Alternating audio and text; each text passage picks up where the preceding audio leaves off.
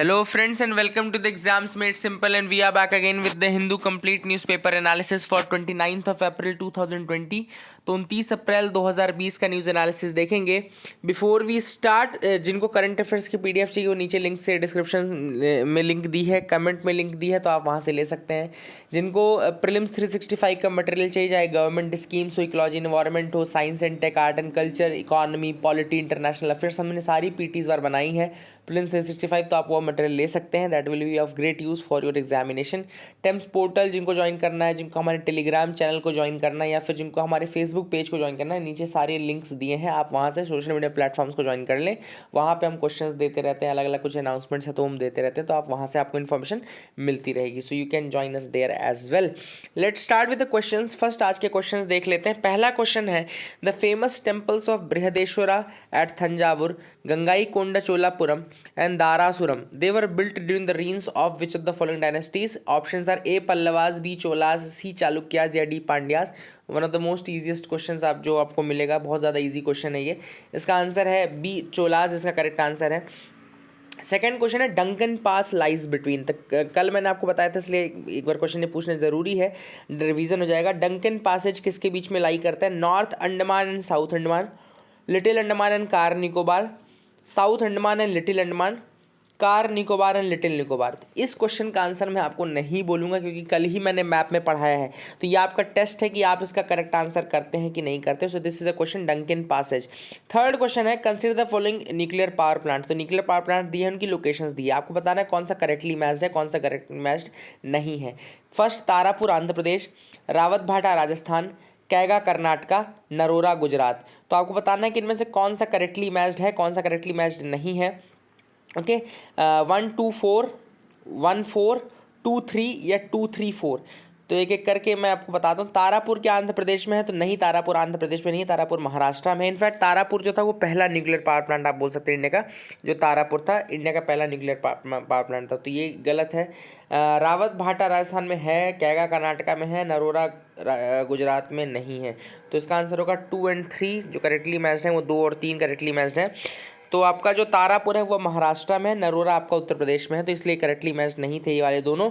बाकी दो थे, तो 2 और 3 का करेक्ट आंसर होगा, C will be the answer. So these were the 3 questions. दूसरे का जरूर बताएगा, डंकन पासेज किसके बीच लाई करता है, कल ही मैंने आपको मैप में बताया, इसलिए आपको बताना ज़रूरी है। अब हम लोग आएंगे मैप ऑफ द डे में। तो आज जो मैप आपको मैं दिखाऊंगा वो इसी से रिलेटेड है, क्वेश्चन से रिलेटेड है। Nuclear reactors and atomic centres, कुछ जो थोड़े बहुत इंपॉर्टेंट है उनके नाम देखेंगे। तो सबसे ऊपर देखो, नरोरा उत्तर प्रदेश में, जो ये वाला क्वेश्चन था जब भी पूछा था, नरोरा उत्तर प्रदेश में है। देन रावत भाटा राजस्थान में, दूसरा जो इंपॉर्टेंट है वो रावत भाटा राजस्थान में है। फिर यहाँ पे ककरापारा भी एक इंपॉर्टेंट है, जो कि आपका गुजरात में है, ककरापारा गुजरात में है। देन तारापुर आपका महाराष्ट्र में है, ट्रॉम्बे महाराष्ट्र में है, जैतापुर महाराष्ट्र में है, कैगा कर्नाटका में है। तो ये 4 नाम याद रखिएगा, ककरापारा गुजरात, तारापुर महाराष्ट्र, ट्रॉम्बे महाराष्ट्र, जैतापुर आपका महाराष्ट्र, कैगा कर्नाटका। फिर यहाँ पे कलपक्कम, यहाँ पे तमिलनाडु में है, कालापक्कम है, ये कपक्कम लिखा है लेकिन कलपक्कम है आपका तमिलनाडु में, तो ये भी आपको याद रखना है। देन इसके बाद नीचे आपको कूडनकुलम भी है, जो कि तमिलनाडु में है। ओके, तो कूडनकुलम भी आपका, कुंडनकुलम जो है आपका वो तमिलनाडु में, कालापक्कम तमिलनाडु में, जैतपुर महाराष्ट्र में है, कैगा कर्नाटका में है। और मैंने ऊपर आपको गुजरात, ये नरोरा उत्तर प्रदेश बताया। देन राजस्थान में आपको रावत भाटा बताया, ठीक है ना। तो ये कुछ पावर प्लांट्स है जो कि इंपॉर्टेंट है इंडिया में, याद रखने में। सबसे पहला जो है वो तारापुर है, और इंडिया का जो पहला न्यूक्लियर रिएक्टर उसका नाम अप्सरा है। तो अगर आपसे कोई पूछे कि इंडिया का पहला न्यूक्लियर रिएक्टर कौन सा था, तो वो अप्सरा नाम का था, इंडिया का पहला न्यूक्लियर रिएक्टर। फिर से बताता हूँ, अप्सरा इंडिया का पहला न्यूक्लियर रिएक्टर था, तारापुर पहला न्यूक्लियर पावर प्लांट था, है ना। तो ये कुछ फैक्ट्स में जो कि आप याद रख सकते हैं। बाकी जो लोकेशंस है वो मैंने आपको बता दी है। ओके, तो these were some of the important nuclear power plant जो कि आपको जानने ज़रूरी है from Indian point of view. आते हैं न्यूज़ एनालिसिस पार्ट में। फ्रंट पेज में आओगे तो आपको दिखेगा, ministry does U turn on plasma therapy. तो अब जो हेल्थ मिनिस्ट्री है उसने प्लाज्मा थेरेपी यू टर्न ले लिया। उसने ये कहा है कि प्लाज्मा थेरेपी से इलाज करना ना ही लीगल है इस समय, it is not legal, it is neither legal nor ethical. क्यों? क्योंकि still the results of plasma therapy are not out, और ये श्योरिटी के साथ नहीं बोला जा सकता कि क्या प्लाज्मा थेरेपी एक श्योर शॉट सोल्यूशन है या नहीं। इसलिए मिनिस्ट्री ने कहा है कि प्लाज्मा थेरेपी के अभी बेसिकली आप यूज़ ट्रीटमेंट के लिए ना करें, क्योंकि ये लीगल नहीं है, ऐसा कहना है basically. Okay, and this therapy is still at an experimental stage and ICMR is currently studying it's efficacy. तो अभी भी इस थेरेपी की एफिकेसी को पढ़ा जा रहा है, और ICMR ने अभी तक क्लियरेंस नहीं दिया है कि हाँ ये अब श्योर शॉट आपकी टेक्नोलॉजी है प्लाज्मा थेरेपी। प्लाज्मा थेरेपी आप सबको पता है कि जैसे जो लोगों को कोरोना वायरस हुआ और अगर वो ठीक हो गए, खुद से ही ठीक हो गए, तो इसका मतलब क्या है कि उनकी एंटीबॉडीज़ जो हैं वो रेजिस्टिव हैं, उनकी antibodies they are strong enough to face this virus. तो क्या किया जाएगा, उनका ब्लड प्लाज्मा लिया जाएगा, प्लाज्मा में बेसिकली एंटीबॉडीज़ का यूज़ किया जाएगा। इन एंटीबॉडीज़ के थ्रू ऐसे व्यक्ति को ये एंटीबॉडी और प्लाज्मा दिया जाएगा जिस व्यक्ति को कोरोना है, ताकि उसकी एंटीबॉडीज से अब इसकी बॉडी में लड़ा जा सके, है ना। तो ये एक थेरेपी जिसको कॉन्वालेसेंट प्लाज्मा थेरेपी बोलते हैं, बट अभी ICMR ने इसको अप्रूवल नहीं दिया है, और आप श्योर शॉट तरीके से नहीं बोल सकते कि ये काम करती ही करती। इस कारण से हेल्थ मिनिस्ट्री ने कहा है कि जब तक आप ये श्योर शॉट नहीं कह सकते कि ये काम करती है, तब तक आपको इसका यूज़ नहीं करना चाहिए। आज का पेपर भी बहुत ज़्यादा अच्छा आने वाला पेपर है, बहुत ज़्यादा अच्छा पेपर है, ठीक है ना, इसलिए जो भी बताता जाऊंगा आप इसको ध्यान से देखते जाइएगा। $1.5 billion ADB loan to fund COVID response. The government of India has taken $1.5 billion loan from the Asian Development Bank to fund the immediate response to कोविड-19 both in health as well as socio economic impacts. Okay, तो health और socio economic impacts को दूर करने के लिए government of India ने $1.5 billion का लोन लिया है। किससे? ADB यानी कि एशियन डेवलपमेंट बैंक से लोन लिया है। तो एशियन डेवलपमेंट बैंक के बारे में बताता हूँ। रीजनल डेवलपमेंट बैंक है जो कि स्टैब्लिश हुआ था 19 दिसंबर 1966 को, 19 दिसंबर 1966 में बना था। याद रखिएगा कब बना था, 1966 में बना था। हेडक्वार्टर्स का मनीला फिलीपींस में है। ऑफिशियल यूनाइटेड नेशन ऑब्जर्वर है ये। अब जो कुछ क्वेश्चंस आ सकते हैं वो जैसे कि कहाँ कहाँ से मेंबर्स आते हैं, तो United nation economic and social commission for Asia and Pacific, UNSCAP जिसको कहा जाता है, एंड पहले इसका नाम था economic commission for Asia and the far east, इसका नाम था। इसके अलावा नॉन रीजनल डेवलप्ड कंट्रीज भी इसके मेंबर है, जैसे USA ही इसका एक मेंबर है, ADB का मेंबर एक USA भी है। ओके, तो यूनाइटेड स्टेट्स तो एशिया पैसिफिक का मेंबर नहीं है। ओके, तो मतलब एशियन मेंबर नहीं है, तो इसका मतलब क्या है कि ये नॉन रीजनल मेंबर्स को भी पार्टनरशिप देता है। तो UPSC कैसा आपको पूछ सकता है क्वेश्चन कि जैसे UPSC दे सकता है स्टेटमेंट टाइप क्वेश्चन, उसमें दे देगा कि Asian Development Bank has no non Asian member, तो ये गलत हो जाएगा। क्यों? क्योंकि हमने देखा कि नॉन रीजनल डेवलप्ड कंट्रीज को भी मेंबरशिप देता है। वोटिंग राइट इसका वर्ल्ड बैंक जैसा है, याद रखिएगा इसका जो वोटिंग राइट है वर्ल्ड बैंक जैसा है। इसमें सिमिलर वेटेड वोटिंग सिस्टम होता है जहां वोट्स डिस्ट्रीब्यूटेड रहते हैं on the proportion with members capital subscription. इसमें जो हाईएस्ट वोटिंग है इसमें जो वो जापान का सबसे अधिक वो है, फिर उसका USA आता है। दोनों का लगभग सेम ही है, जापान फिर उसके बाद USA आता है। तो इस तरह से आपको टॉप कंट्री याद रखनी जापान, ठीक है ना। आगे मूव करते हैं, देखते हैं और क्या इंपॉर्टेंट न्यूज़ आइटम्स है जो कि आज हमको डिस्कस करनी है। तो इसके बाद हमको लगता है एडिटोरियल पेज में न्यूज़ आएगा। आप आज जो एडिटोरियल हैं सारे के सारे हम डिस्कस करेंगे। आप देखोगे ये सारे एडिटोरियल ही इंपॉर्टेंट थे, ये भी और ये भी, 4 एडिटोरियल हम डिस्कस करेंगे। सबसे पहला एडिटोरियल है सिग्नलिंग सपोर्ट। तो सिग्नलिंग सपोर्ट जो है बेसिकली वो RBI के भी जो फैसिलिटी स्टार्ट की है उन्होंने म्यूचुअल फंड्स के लिए, उसके ऊपर ये आर्टिकल है। तो मैं एक बार उस आर्टिकल पे पहुंच जाता हूं, फिर आपको एक एक करके अपन उसके बारे में बता देते हैं। बहुत सारे न्यूज़ आइटम्स हैं आज और बहुत अच्छा न्यूज़पेपर है आज का, ध्यान से सुनना, मज़ा आने वाला है। जैसे कल जैसे पेपर में मज़ा आ गया था ना, वैसा आज का पेपर में मज़ा आएगा। तो सेंट्रल थीम जो है इसकी RBI की लिक्विडिटी फैसिलिटी जो म्यूचुअल फंड्स के लिए उन्होंने की है, लेकिन this is hinging on the banks willingness to lend. अब ना ये बहुत इंपॉर्टेंट बात है इस आर्टिकल में कि RBI ने स्टार्ट क्यों की फैसिलिटी। RBI ने इस फैसिलिटी को स्टार्ट इसलिए किया क्योंकि म्यूचुअल फंड्स में लिक्विडिटी प्रॉब्लम हो रहा था। जैसे जैसे बताता जाऊंगा याद रखते रहना। म्यूचुअल फंड्स में क्या प्रॉब्लम हो रहा था? लिक्विडिटी का। कल मैंने आपको बताया था कि म्यूचुअल फंड्स क्यों कम रिस्क वाले होते हैं, क्योंकि उसमें बास्केट ऑफ शेयर्स रहते हैं, अलग अलग चीज़ों के शेयर, केवल एक कंपनी के शेयर नहीं रहते, ऐसे 50 कंपनी के शेयर रहते हैं। तो अगर एक में आपको लॉस हो रहा है तो दूसरे में प्रॉफिट हो रहा है, एक में लॉस दूसरे में प्रॉफिट, एक में लॉस दूसरे में प्रॉफिट, तो क्या होता है ये कंपनसेट कर देता है एक दूसरे को। इस कारण से क्या होता है आपको लॉस नहीं होता, जितना आपका प्रिंसिपल अमाउंट रहता है वो सेम रहता है। लेकिन इस बार की कंडीशन जो कोविड-19 वाली कंडीशन है वो दूसरी है। क्यों? क्योंकि इसमें सारे शेयर ही आपके लॉस पे चल रहे हैं, LLL पे चल रहे हैं। जब सारे ही LLL पे चलेंगे तो इसको कंपनसेट ही नहीं कर पाओगे आप, है ना। इस कारण से बेसिकली RBI ने देखा कि म्यूचुअल फंड्स को बहुत लॉस हो रहा था और उनका जो लिक्विडिटी प्रॉब्लम था बहुत ज़्यादा बढ़ गया था। इसके बाद फ्रैंकलिन टेम्पल्टन नाम का म्यूचुअल फंड है, याद रखिएगा, फ्रैंकलिन टेम्पल्टन म्यूचुअल फंड है। It was winding up 6 debt funds, okay, funds that collectively had assets under management and they were amounting to ₹26,000 crore, 26,000 crore के आसपास के एसेट्स थे, ये होल्ड कर रहे थे। 6 डेट फंड्स को बंद कर दिया है फ्रैंकलिन टेम्पल्टन ने। इस कारण से ट्रिगर हुआ एंड आरबीआई ने स्टैट्यूटरी लिक्विडिटी फैसिलिटी जो है ये स्पेशल लिक्विडिटी फैसिलिटी जो है SLF MF यानी कि स्पेशल लिक्विडिटी फैसिलिटी फॉर आपका म्यूचुअल फंड्स ये स्टार्ट किया, जिसमें कि वो 90 दिनों के लिए रेपो बेस्ड लेंडिंग करेंगे, कम इंटरेस्ट रेट पे पैसा देंगे बैंक्स को, और बैंक्स को ये कंडीशन रहेगी कि वो ये पैसा किसको दे, वो ये पैसा दे म्यूचुअल फंड्स को। अब यहाँ पे देखो एक चीज़ मैंने जब जैसे ही आपको स्कीम बताई तो आपके दिमाग में आना चाहिए कि ये जो स्कीम है ये बैंक्स पे डिपेंड करता है, इसीलिए there is a issue of dependence on banks. इसीलिए जो इशू है इस स्कीम में वो है डिपेंडेंस ऑन बैंक्स। क्यों? क्योंकि ये स्कीम अगर सक्सेसफुल रहेगी तो उसके लिए बैंक्स को पहले तो ये 50,000 करोड़ के पैसे जो है रुपए हैं ये लेने पड़ेंगे आरबीआई से। तो अभी उसके लिए जब रेपो ऑपरेशंस होंगे तो पहले तो बैंक्स मतलब विलिंग रहें कि ये 50,000 करोड़ वो उनसे लें। दूसरा, अब उनके पास मजबूरी है कि उनको ये पैसा म्यूचुअल फंड्स में ही लगाना है केवल। तो अब क्या है, बैंक्स ऑलरेडी जो है वो they suffer from bad loans, okay, वो ऑलरेडी बैड लोन से सफ़र करते हैं। अब why would they lend to someone with risky state? अब म्यूचुअल फंड्स जब लिक्विडिटी प्रॉब्लम में है, टेम्पल्टन फ्रैंकलिन बंद कर रहा है, तो इसका मतलब है कि म्यूचुअल फंड्स का स्टेटस अच्छा नहीं है, वो ऑलरेडी रिस्की स्टेट में है। तो बैंक्स क्यों चाहेंगे कि वो ऑलरेडी बैड लोन से जूझ रहे हैं और ऐसे लोगों को पैसा देने के लिए वो पैसे ले लोन में आरबीआई से जिनका स्टेटस ऑलरेडी रिस्की स्टेट पे है, ठीक है ना। तो इस कारण से भी ऑथर ने कहा है कि ये जो इशू है वो डिपेंडेंस ऑन बैंक्स का है, क्योंकि आपने स्कीम डिपेंडेंट किस पे कर दी, बैंक्स के ऊपर। आप डायरेक्ट तो नहीं दे रहे हो म्यूचुअल फंड्स को, आप क्या कर रहे हो, आप डिपेंडेंट हो कि बैंक्स पहले वो पैसा लें, फिर बैंक्स एक इंटरेस्ट पे पैसा लेंगे, उसके बाद वो इन्वेस्ट करेंगे। तो वो चीज़ यहाँ पे डिपेंडेंस वाली है और बैंक्स बिल्कुल नहीं चाहेंगे कि वो ऑलरेडी जब बैड लोन से सफ़र कर रहे हैं तो वो लेंड करें ऐसे लोगों को जो रिस्की स्टेट पे रहें। अब वहाँ पे मैं आपको दूसरा आर्टिकल दिखा देता हूँ जो हम डिस्कस करेंगे।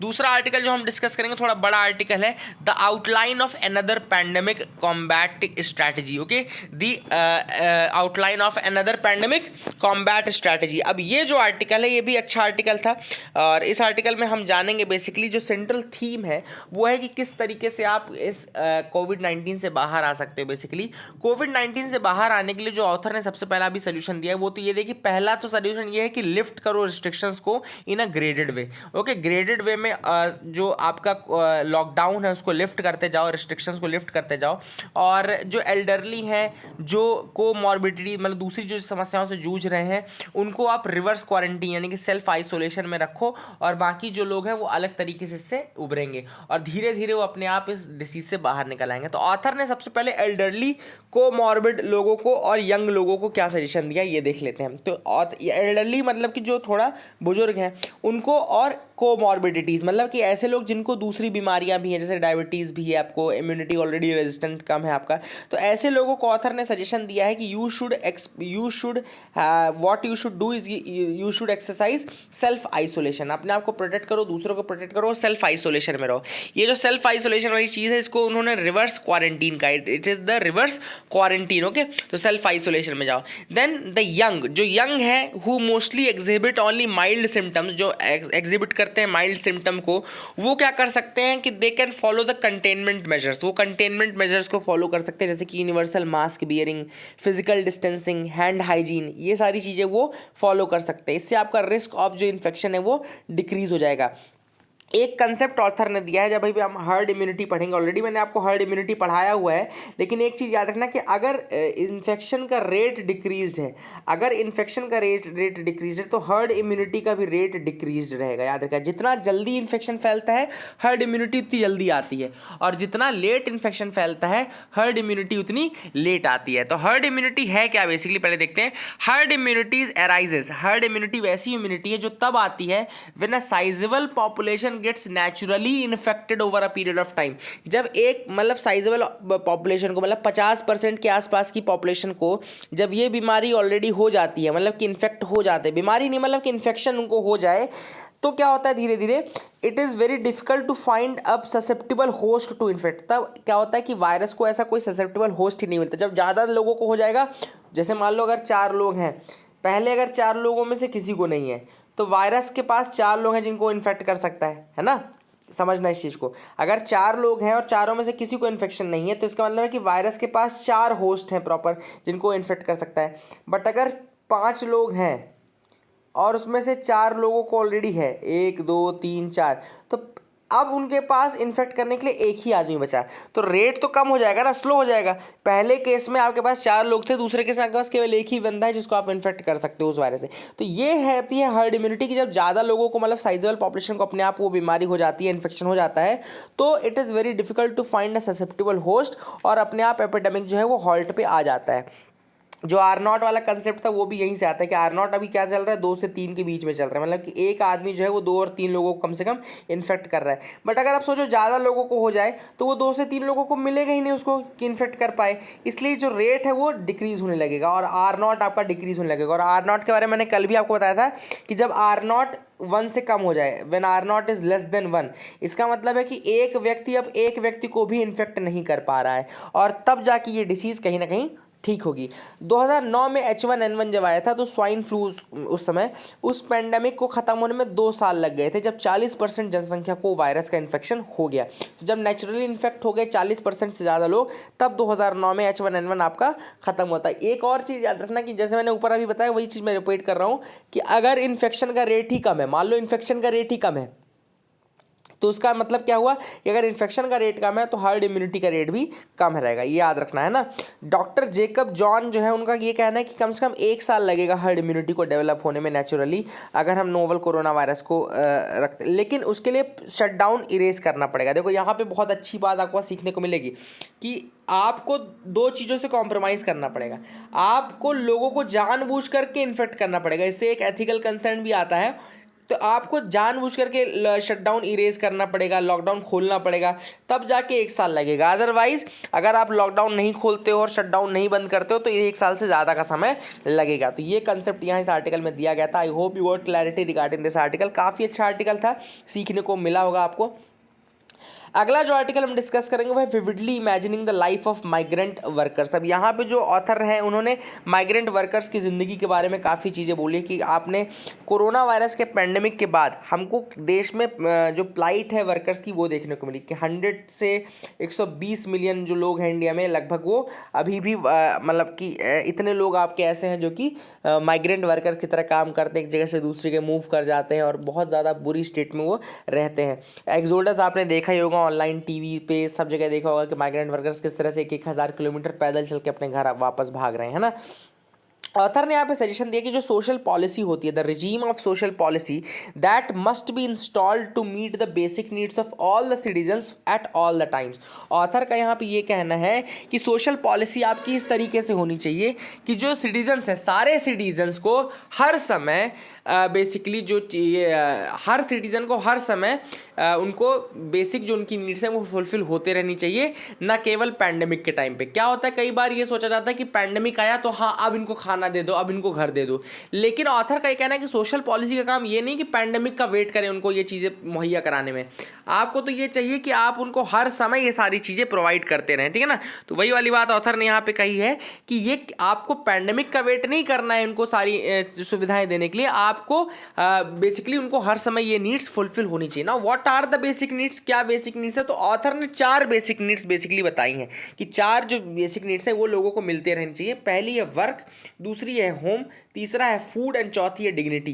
तो work, home, food and dignity, these are the 4 basic needs that people should get at all moments, not just in the case of pandemic. Okay, तो वर्क के लिए तो आप सबको पता है कि हमने मनरेगा स्टार्ट किया, MGNREGA, तो बेसिकली बाकी लोगों को तो राइट है ही, लेकिन मनरेगा उनके लिए था जो अनस्किल्ड लोग थे, गांव के लोग थे, रूरल पीपल, अनस्किल्ड पीपल जो कि काम करना चाहते थे, उनको 100 दिन का एम्प्लॉयमेंट मनरेगा के थ्रू देना शुरू किया गया, ठीक है ना। एक अच्छी पहल थी ये। अब ऑथर ने यहाँ पे बोला कि फूड के लिए भी चलो आपके पास नेशनल फूड सिक्योरिटी एक्ट है, you have national food security act. तीसरी चीज़ जो है और चौथी चीज़, मतलब एक होम हो गया और एक डिग्निटी हो गया, इन दोनों पे आपको काम करने की ज़रूरत है। ऑथर का कहना है कि home and dignity, these are the 2 things जिस पे आपको ज़्यादा काम करने की ज़रूरत है, बाकी के लिए चलो कम से कम वर्क इन प्रोग्रेस है। तो ऑथर ने सजेस्ट किया है कि housing, the right to housing, proper housing should be a guaranteed fundamental right. इसको एक फंडामेंटल राइट बनाना ही चाहिए चाहिए। क्यों? क्योंकि ऑलरेडी आपने एक फंडामेंटल राइट आर्टिकल 21 में दिया कि decent standard of living. Decent standard of living की बात अगर आप कर रहे हो तो you are saying that they should be provided decent standard of living but you are not providing them a home to live. तो इस कारण से ऑथर ने यहाँ पे बोला है कि उनको एक प्रॉपर होम फैसिलिटी प्रोवाइड करनी चाहिए। It is implicit in that. Okay, अब यहाँ पे एक बहुत अच्छा डिबेट ऑथर ने किया है, us versus them debate. Now this is a very beautiful thing जो कि यहाँ पे लिखी गई थी। अब यहाँ पे ऑथर ने अपने बारे में बताया कि हम लोगों जैसे कोई जो अच्छे स्टेट में रह रहा है, एक अच्छे कंडीशन में, मतलब रिस्पेक्टेड, मतलब अपर मिडिल क्लास फैमिली जो रहती हैं वहाँ पे और मिडिल क्लास तक में क्या चीज़ें हैं कि we need quality time with our children. हम लोग के पास समस्याएं कैसी कि हमारे पास क्वालिटी टाइम हमको चाहिए बच्चों के साथ, हमको लिजर टाइम चाहिए, देन हमको कंपेनियनशिप चाहिए, फ्रेंडशिप चाहिए, बड़े बड़े सारे शब्द हमको चाहिए, फ्लरिशिंग सोशल लाइफ, म्यूज़िक चाहिए, लिटरेचर चाहिए, आर्ट के भी हम शौकीन होते हैं, पोइट्री चाहिए, हम कविताएं लिखते हैं, कविताएं पढ़ते हैं, हम कविताएं अप्रिशिएट करते हैं, पोइट्री आर्ट हो गया, लिटरेचर को हम अप्रिशिएट करते हैं, म्यूज़िक सुनते हैं। देन हम क्या करते हैं बेसिकली, वी नीड प्राइवेसी, हमारी जो चीज़ें वो प्राइवेसी हैं। आवर्स ऑफ सॉलिट्यूड, मतलब हम खुद अकेले को समय देना चाहते हैं। स्पेस फॉर सेल्फ रिफ्लेक्शन, हम खुद अपने अंतरात्मा में झांक कर देखना चाहते हैं। देखो कितनी बड़ी बड़ी चीज़ें हैं। Our sufferings are also different, हमारी सफरिंग्स भी डिफरेंट होती हैं। जैसे कि हमें एंजाइटी होती है, हमको फोबिया होता है, हमको इनर टर्मोइल होता है, loss of sense of self होता है। तो ऑथर ने कहा कि ये सारी चीज़ें जो है ना, ये सारी तब शुरू होती है जब आपकी बेसिक नीड्स पूरी हो जाती हैं। तो ये जो anxieties, phobia, loss of self sense and ये सारी जो चीज़ें हैं, तो वही ऑथर ने यहाँ पे बोला कि जो ये सारी बड़ी बड़ी बातें थी, hours of solitude, space for self reflection, anxiety, phobia, inner turmoil, loss of sense of self, तो ये सारी चीज़ें तब आती जब बेसिक नीड्स पूरी जाती है। अब यही these are the profound differences between us and them, यही उनके बीच में ये जो डिफरेंस है, ये अस और देम की फीलिंग लाता है कि हमारे और उनके बीच। तो हमारे उनके का जो डिफरेंस है ये पॉलिसी मेकर्स की पॉलिसी में भी दिखता है, और तब जाके हम जो है वो हम उनकी डिप्राइवेशन को समझ नहीं पाते। अब आप जो जैसे देखो, बहुत सारे लोग वेल ऑफ लोग जो रहते हैं वो इनके डिप्राइवेशन को समझते हैं। उनको ये लगता है कि यार जैसे जिनके पास पैसा है उनको क्या लगेगा कि पैसे तो सबके पास ही होते हैं, जिनके पास गाड़ी उनको लगता है गाड़ी तो यार सबके पास ही होती है, किसके पास नहीं है। जिसके पास आईफोन है कहता है आईफोन सबके पास ही है, किसके पास नहीं है। तो वही वाली बातें हैं कि आप जिनके पास सारी चीज़ें हैं, जिनके पास सारी सुख सुविधाएं हैं, उनको लगता है कि बाकी देश में ऐसा कौन होगा जिसके पास ये चीज़ें नहीं होंगी।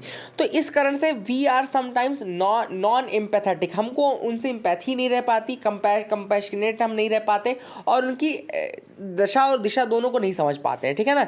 तो what happens is that they are facing multiple deprivations and starvation. जैसे कि नॉट ओनली मटेरियल, केवल फूड और ये सब की डिप्राइवेशन नहीं उनके पास, उनका सोशल डिप्राइवेशन है, कल्चरल डिप्राइवेशन है, फैमिलियल डिप्राइवेशन है, स्पिरिचुअल डिप्राइवेशन है। क्योंकि आप देखो उनके पास तो ये सारी टेंशन ही नहीं है ना, उनको कुछ नहीं पता कि कौन सा आर्ट है, कौन सी लिटरेचर है जिसको अप्रिशिएट करना है, कौन कौन सी बुक्स हैं। आप और हम क्या करते हैं कि एक बुक खत्म हो गई, दूसरी बुक के पीछे दौड़ रहे हैं। हमको पता है, हम सोर्सेज जानते हैं। जिनके पास खाने का ही नहीं हो उनका क्या लगता है कि हमको कोई फिक्र है कि कौन सा नया लिटरेचर मार्केट में आया, या कौन सा नया राइटर है, या कौन सी सोशल हायरार्की थ्योरी है। ये सब इंटेलेक्चुअल वर्ग यानी प्रबुद्ध वर्ग का काम होता है, और उन लोगों का काम होता है बेसिकली जिनके पेट भरे हुए होते हैं। तो ऑथर ने वही कहा है कि दे आर फेसिंग मल्टीपल डिप्राइवेशंस, और हम तब तक नहीं समझ पाएंगे जब तक पॉलिसी मेकिंग में हम इस चीज़ को नहीं ला लेते हैं।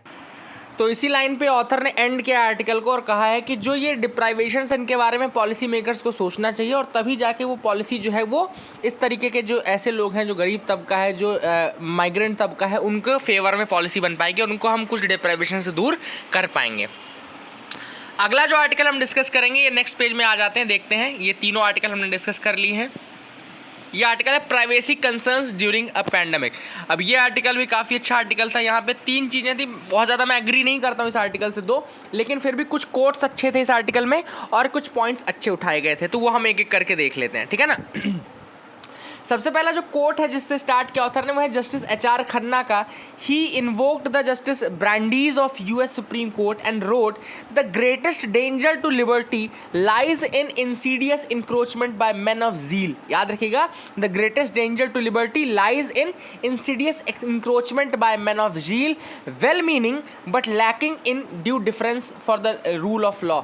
जो मतलब क्या होता है, जो मैन ऑफ जील होते हैं, they are the greatest danger to the liberty. Immunity. ऐसा कहा गया है कि जो लोग सबसे ज़्यादा zealous है, एंथुजियास्टिक लोग रहते हैं ना, they are the greatest danger to liberty, क्योंकि वो वेल मीनिंग रहते हैं but they lack due difference for the rule of law. Rule of law से उनका थोड़ा डिफरेंस रहता है। डिफरेंस यानी कि आप उसको रिस्पेक्ट नहीं कर पाते। ओके, तो याद रखिएगा, ये अच्छा एक कोट था जिसका आप यूज कर सकते हो।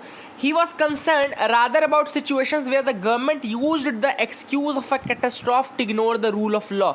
यहाँ पे ऑथर ने कहा कि government might use a catastrophe and give some excuses for ignoring the rule of law and that should not happen at any moment। तो एच.आर. खन्ना ने जो ये कोट दिया था वो इसलिए दिया था कि he was concerned that there are some conditions, कुछ conditions ऐसी हो जाती हैं कभी कभी जब catastrophe का यूज़ करके जो गवर्नमेंट्स होती हैं वो रूल ऑफ लॉ को इग्नोर कर देते हैं।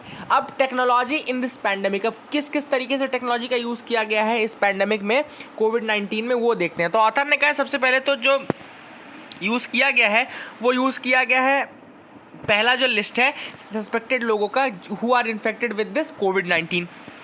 ओके, सस्पेक्टेड लोगों की लिस्ट निकाली गई जो कि कोविड-19 से अफेक्टेड है, तो वो पहला यूज़ था टेक्नोलॉजी का। दूसरा है deploying the geo fencing and drone imagery to monitor the compliance by quarantined individual. ऐसे लोगों को जिनको क्वारंटीन किया गया है तो वो क्वारंटीन को कितना फॉलो कर रहे हैं कितना नहीं कर रहे हैं, इस कारण से जियो फेंसिंग या ड्रोन इमेजरी का यूज़ भी किया जा रहा है। देखो यहाँ पे कुछ पॉइंट्स ऐसे हैं जो ऑथर का व्यू पॉइंट, पूरे के पूरे ऑथर के व्यूज़ हैं जो हम डिस्कस करते हैं, जो भी हम आर्टिकल डिस्कस करते हैं वी आर ऑलवेज अनबायस्ड, तभी जाके हम सही आर्टिकल डिस्कस कर पाएंगे हिंदू का, है ना।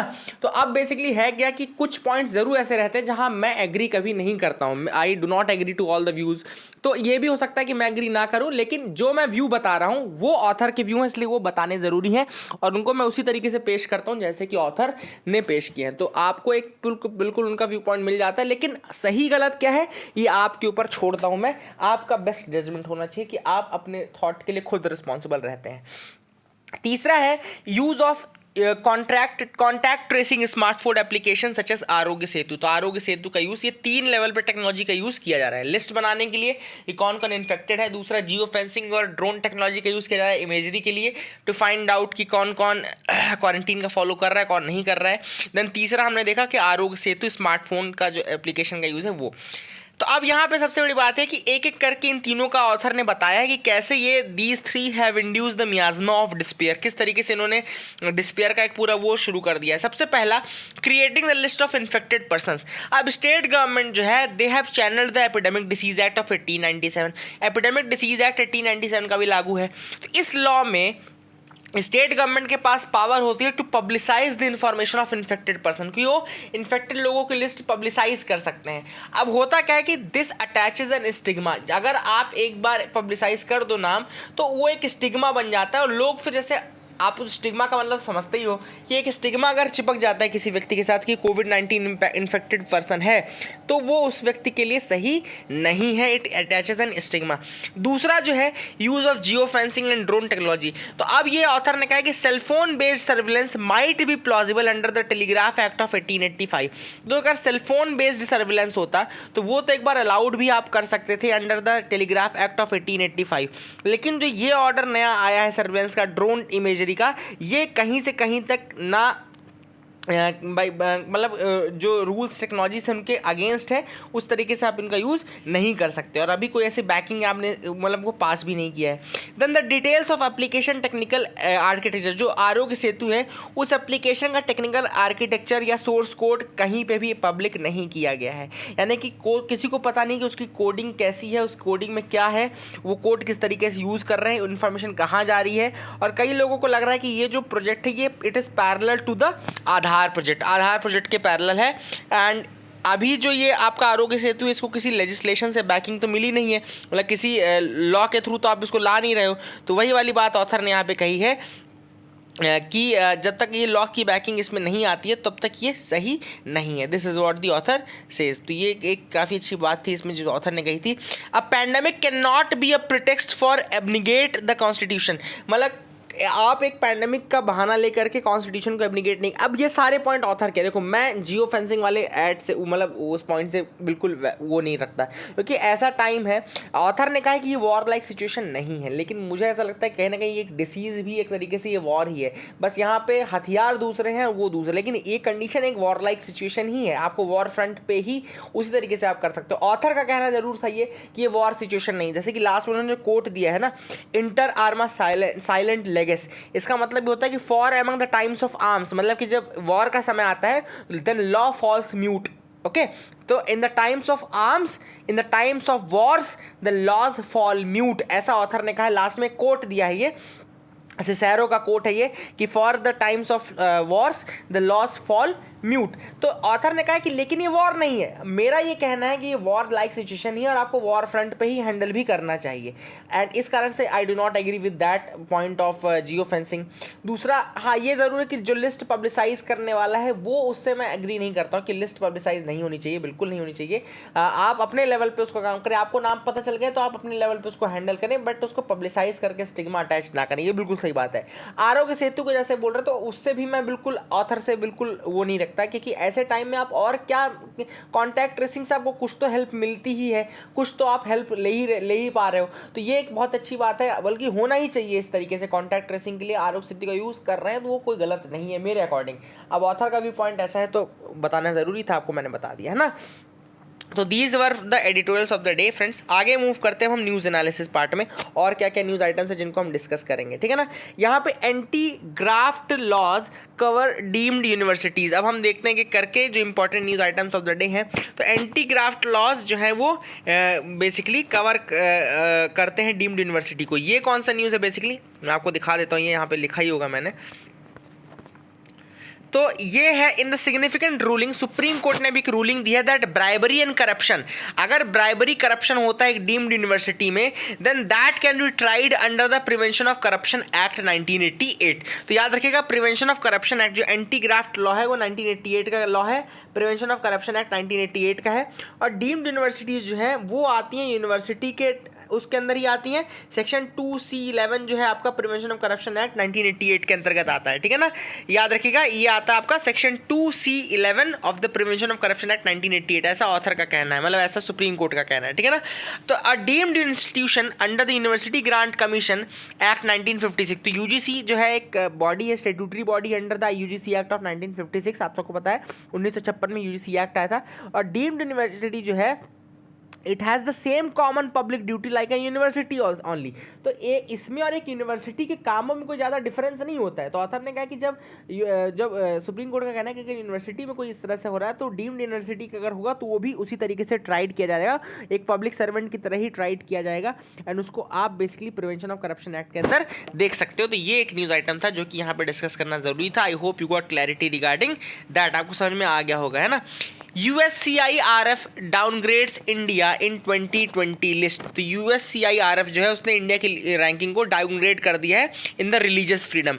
अब USCIRF जो है इसका फुल फॉर्म है United States commission on international religious freedom, United States commission on international religious freedom. It has downgraded India to the lowest ranking, India को इसने लोएस्ट रैंकिंग में डाल दिया है, जिसको कहते हैं कंट्रीज ऑफ पर्टिकुलर कंसर्न।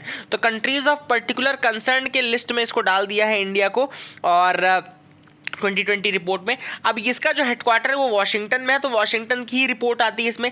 तो वहाँ से जो रिपोर्ट आई है बेसिकली उसने इंडिया को China, north Korea, Saudi Arabian, Pakistan के साथ एक क्लब में रखा है जिसको कि कंट्रीज ऑफ पर्टिकुलर कंसर्न कहा जाता है, जहाँ पे रिलीजियस फ्रीडम नहीं है। तो इंडिया को रखने का रीज़न है कि जो अभी बेसिकली आपका जो सिटीजनशिप अमेंडमेंट एक्ट आया और ये सारी चीज़ें आई, NRC NPR की बात चल रही थी, उन सब कारणों से इंडिया को बेसिकली रखा गया है। और इसके पहले इंडिया टियर 2 कंट्री में आता था, जो लास्ट ईयर की रैंकिंग थी इंडिया टियर 2 में था, and this is the first time since 2004 के बाद पहली बार ऐसा हुआ है कि इंडिया को countries of particular concern group में रखा गया है, ठीक है ना। कौन कौन सी कंट्रीज और हैं इंडिया के अलावा? China, north Korea, Saudi Arabian, Pakistan, मतलब ऐसी कंट्रीज के साथ हमको रख दिया है। USCIRF की बात करें तो United States commission on international religious freedom, it's a US federal government commission. ये एक यूएस की फेडरल गवर्नमेंट कमीशन है, created by the international religious freedom act of 1998। 1998 का इंटरनेशनल रिलीजियस फ्रीडम एक्ट है, उसके थ्रू ये बॉडी बनाई गई थी। तो this was another important news item. I hope you got clarity regarding this. आपको समझ में आ गया होगा इसके बारे में भी। आगे मूव करते हैं, देखते हो क्या इंपॉर्टेंट न्यूज आइटम्स है जिनको हमको डिस्कस करना है। तो आप मेरे साथ मूव करते जाइए, आपको समझ में आ जाएगा। यहाँ mid day meals on during vacation आपको दिख रहा होगा ना, mid day meals on during vacations as well. तो मिड डे मील क्या है, कब स्टार्ट हुआ, आपको इसके बारे में थोड़ा सा इन्फॉर्मेशन दे देता हूँ। मिड डे मील स्कीम है जो कि 1995 से स्टार्ट हुई, 1995 से स्टार्ट हुई। एंड मिड डे मील जो स्टार्ट हुआ बेसिकली उसका सबसे बड़ा रीज़न था एक PIL, तो पब्लिक इंटरेस्ट लिटिगेशन के थ्रू ये स्टार्ट हुआ था, तमिलनाडु से काफ़ी इंपॉर्टेंट है ये। एंड 1995 में स्टार्ट हुआ। It's a national programme of mid day meal in schools, is centrally sponsored scheme, एक सेंट्रली स्पॉन्सर्ड स्कीम है। And it covers all the school children studying in classes 1 to 8 तक के बच्चों को कवर करता है। Government aided special training centre including madrasas and maktabs, तो मदरसा और मकतब्स भी इसके अंदर इंक्लूडेड रहते हैं। 1 से लेकर 8वीं तक के बच्चे इसके अंदर इंक्लूडेड रहते हैं। Government aided institutions, special training centres के भी जैसे कि मदरसाज एंड मकतब्स, इसको भी इंक्लूड किया जाता है मिड डे मील स्कीम के अंदर का। तो याद रखिएगा, खाना भोजन की व्यवस्था की जाती है बच्चों के लिए, ठीक है ना। तो दैट इज द थिंग। आगे मूव करते हैं, देखते हैं क्या इंपॉर्टेंट न्यूज आइटम्स है जिनको हमको डिस्कस करना है। So you can move with me. No improvement in Ganga water quality during the lockdown, तो no improvement in the Ganga water quality during the lockdown. अब यहाँ पे बहुत इंपॉर्टेंट ये क्लेम है जो कि मैं आपको बहुत सारी चीज़ें इस न्यूज़ आइटम में बताऊंगा।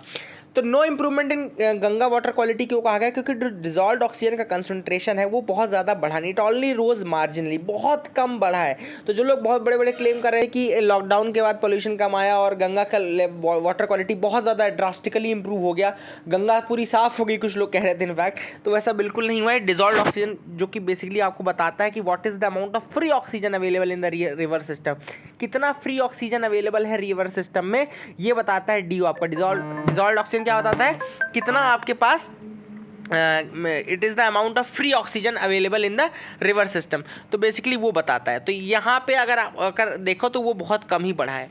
BOD क्या होता है, BOD is the amount of oxygen required by bacteria to carry out the decomposition of organic matter present in certain volume in a sample of water. याद रखिएगा, जितना ऑर्गेनिक मैटर होता है उस आपके वाटर में, उसको डिकम्पोज करने के लिए कितना अमाउंट ऑफ ऑक्सीजन चाहिए बैक्टीरियाज को, वो BOD कहलाता है। ये हमको आइडिया देता है कि कितना ऑर्गेनिक मैटर प्रेजेंट है। जितना कम BOD वाटर में रहेगा उतना क्लीन वो पानी रहेगा। तो वाटर की क्वालिटी या वाटर के पोल्यूशन को इम्पैक्ट बताता है बेसिकली BOD आपका। वाटर पोल्यूशन ही तो बता रहा है वाटर कितना पॉल्यूटेड है या वाटर कितना क्लीन है, यही इन्फॉर्मेशन तो BOD दे रहा है, क्योंकि BOD बताता है कि कितना ऑक्सीजन लगेगा कितना ऑर्गेनिक मैटर को डिकम्पोज करने के लिए। तो ऑर्गेनिक मैटर को डिकम्पोज करने के लिए कितना ऑक्सीजन लगेगा, वो BOD होता है, ठीक है ना। अब जितना कम BOD उतना ज़्यादा क्लीन वाटर, याद रखिएगा। COD जो होता है वो केमिकल ऑक्सीजन डिमांड होता है। It measures the amount of oxygen required by the decomposition of organic matter as well as oxidation of inorganic chemicals as well. तो यहाँ पे ऑर्गेनिक प्लस इनऑर्गेनिक दोनों होता है। COD के केस में ऑर्गेनिक और इनऑर्गेनिक दोनों होता है, ठीक है ना। तो मेन डिफरेंस क्या होगा BOD COD में, BOD अमाउंट ऑफ ऑक्सीजन जो कि कंज्यूम होती है for organic matter, COD is the amount of oxygen required for the oxidation of total organic matter in water, plus आपका इनऑर्गेनिक हमने देख लिया नाइट्राइट्स और इनका भी। देन BOD वैल्यू जो होती है it is always lower than COD value. BOD की वैल्यू हमेशा COD से कम रहती है, क्योंकि COD में दोनों आ जाते हैं ना और BOD में एक रह रहा है, तो BOD की वैल्यू COD से हमेशा कम रहती है। And COD analysis is much faster and it is a more accurate method. COD का जो एनालिसिस है वो ज़्यादा तेज होता है, ज़्यादा फास्ट होता है and it is much more accurate method also. तो ये भी आप याद रखिएगा। तो these are the things which are there which are very important and काफ़ी ज़्यादा आपको जानना ज़रूरी था जिनके बारे में। इसके बाद जो ब्रिक्स न्यूज़ में था, तो ब्रिक्स के बारे में बताता हूँ। तो ब्रिक्स में पहले तो 5 कंट्रीज़ हैं, आपको ये दिख रहा होगा, ये आपका है ब्राज़ील, ये आपका साउथ अफ्रीका, ये इंडिया है, ये चाइना है, ये रशिया है। तो ये 5 कंट्रीज़ है बेसिकली, रशिया और यहाँ पे China, India, south Africa and आपका ब्राज़ील। तो ये 5 कंट्रीज जो कि ब्रिक्स के मेंबर हैं। पहले ब्रिक्स में 4 ही लोग थे, ब्रिक बोलते थे उसको, Brazil, Russia, India and China. Okay. South Africa 2010 में आया। अब जो इसका पहला समिट है वो 2009 में हुआ रशिया में। ओके, तो 2009 रशिया में इसका समिट हुआ पहला। बनी ये बॉडी थी 2006 में, याद रखना ये बॉडी बनी कब थी, 2006 में बनी थी। 2009 में इसका पहला समिट होता है, 2006 में बनी, 2009 में पहला समिट रशिया में, और साउथ अफ्रीका 2010 में इंक्लूड किया गया। अब इसका काफ़ी ज़्यादा सिग्निफिकेंट बॉडी है आपकी, ब्रिक्स काफ़ी ज़्यादा सिग्निफिकेंट बॉडी है। एंड बेसिकली जितनी भी कंट्रीज ब्रिक्स की मेंबर हैं वो G20 के भी मेंबर्स हैं, ये भी याद रखना है। 2009 में ब्रिक्स का जो समिट हुआ, बेसिकली 2009 में पहला समिट था ब्रिक्स का, वो समिट हुआ है ना। और अभी 9th जो समिट हुआ था, अभी 9th समिट हुआ था जो कि 2017 में हुआ, चाइना ने उसको किया। देन 11वां समिट जो था वो आपका ब्रिक्स समिट, वो आपका ब्राज़ील में हुआ। 11वां समिट 2019 में हुआ था। पहला समिट मैंने बता ही दिया। 6th समिट काफ़ी इंपॉर्टेंट है, जिसको फोर्टलेज़ा डिक्लेरेशन बोला जाता है, फोर्टलेज़ा अकॉर्ड कहा जाता है। उस समय न्यू डेवलपमेंट बैंक को बनाने के लिए $100 बिलियन का एग्रीमेंट सेटअप किया गया। तो न्यू डेवलपमेंट बैंक अगर आपसे कोई पूछता है कि कब बना, किसके थ्रू बना, तो फोर्टलेज़ा डिक्लेरेशन, फोर्टलेज़ा अकॉर्ड भी कहा जाता है इसको। और ये न्यू डेवलपमेंट बैंक के लिए $100 बिलियन का अकॉर्ड था बेसिकली। ठीक है। इसके अलावा जो basically there was a pact for setting a BRICS contingent reserve arrangement. तो CRA जो ब्रिक्स का कंटिंजेंट रिजर्व अरेंजमेंट है वो भी आपका इसी फोर्टलेज़ा अकॉर्ड, फोर्टलेज़ा डिक्लेरेशन जो 6th समिट है उसमें किया गया। ठीक है ना। तो ये आप काफ़ी इंपॉर्टेंट पॉइंट थे जिनको बताना जरूरी था। आई hope you got clarity. Location based question में एक लोकेशन थी बेसिकली ट्रिपोली। ट्रिपोली 2 जगह आती है, एक सिटी भी है लेबनान में, आज न्यूज़ में थी, सिटी लेबनान में, और ट्रिपोली जो है कैपिटल भी है लीबिया की, तो इसलिए इंपॉर्टेंट है, बता दिया आपको मैंने। I hope you got clarity regarding that as well. BRICS की जो न्यूज़ थी वो ये है, BRICS should help entrepreneurs, India ने कहा है। और लास्ट जो न्यूज़ है वो लास्ट पेज से है, Vikalp @Prithvi goes online with 48 hour link. अब विकल्प क्या है बेसिकली, एक इनिशिएटिव जिसमें मूवीज़ को शोकेस किया जाएगा 48 घंटे तक के लिए। लिंक जो रहेगा वो यूट्यूब और वीमियो में एक्टिवेटेड रहेगी, आप वो मूवी देख सकते हो और प्लस क्वेश्चन पूछ सकते हो उनके डायरेक्टर से। अभी जो मूवी का जिक्र कर रहे हैं वो मूवी है मैन्युफैक्चरिंग कंसेंट मूवी है बेसिकली। और ये मूवी बनाई है मार्क अकबार ने और पीटर विंटोनिक ने बनाई है मूवी। विकल्प क्या है basically, film for freedom. Vikalp is the film for freedom. It was born as a parallel film festival in Mumbai. एक फिल्म फेस्टिवल की तरह इसको स्टार्ट किया गया था मुंबई में। And parallel film festival for the Mumbai in 2004 में स्टार्ट किया गया। In the face of censorship imposed on documentary film makers during Mumbai international film festival. तो MIFF यानी कि मुंबई इंटरनेशनल फिल्म फेस्टिवल में डॉक्यूमेंट्री बनाने वालों के ऊपर एक सेंसरशिप लगाई गई थी 2004 में। उसके एवज में ये पैरेलल फिल्म फेस्टिवल की तरह विकल्प स्टार्ट किया गया था। ठीक है ना। तो विकल्प @पृथ्वी में बेसिकली 48 आवर्स की लिंक एक्टिवेटेड की जाती है। एंड इसमें उन लोगों की मूवी शोकेस की जाती है, ओल्ड या न्यू, जो कि पैशनेट हैं, which are relevant for the times we live in, to address the social political economic issues of the day. Okay, तो सोशल पॉलिटिकल इकोनॉमिक इशूज को दूर करने के लिए जो मूवीज बनती हैं उनको शोकेस किया जाता है। So that is it for the day friends. I hope you like the video. Please do like, share, subscribe, keep loving us, keep sharing us. Thank you and have a nice day.